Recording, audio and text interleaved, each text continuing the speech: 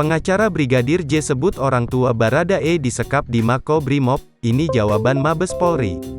Pengacara Brigadir J, Kamarudin Simanjuntak kini terus menjadi perhatian publik. Hal tersebut tak lepas karena sejumlah pernyataan yang dikeluarkan oleh Kamarudin. Kini yang terbaru, Kamarudin Simanjuntak yang menyebut orang tua Baradae kini disekap di Mako Brimob, Kelapa II, Depok.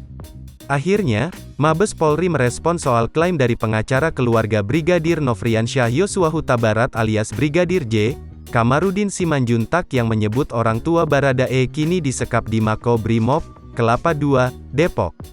Kadif Humas Polri Irjen Pol Dedi Prasetyo mengungkapkan sejauh ini pihaknya tidak ada konfirmasi soal hal tersebut. Meski begitu, Dedi tidak menegaskan apakah informasi tersebut benar atau tidak.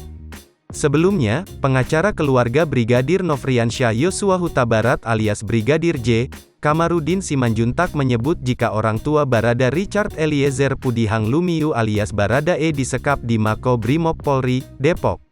Kamarudin klaim memiliki data-data terkait tersangka kasus pembunuhan berencana terhadap kliennya. Kamarudin menyebut dirinya sempat menanyakan apakah orang tuanya dijanjikan diberi uang seperti halnya Baradae yang dijanjikan uang 1 miliar rupiah oleh Irjen Verdi Sambo. Jangan lupa subscribe, share, komen, dan like ya!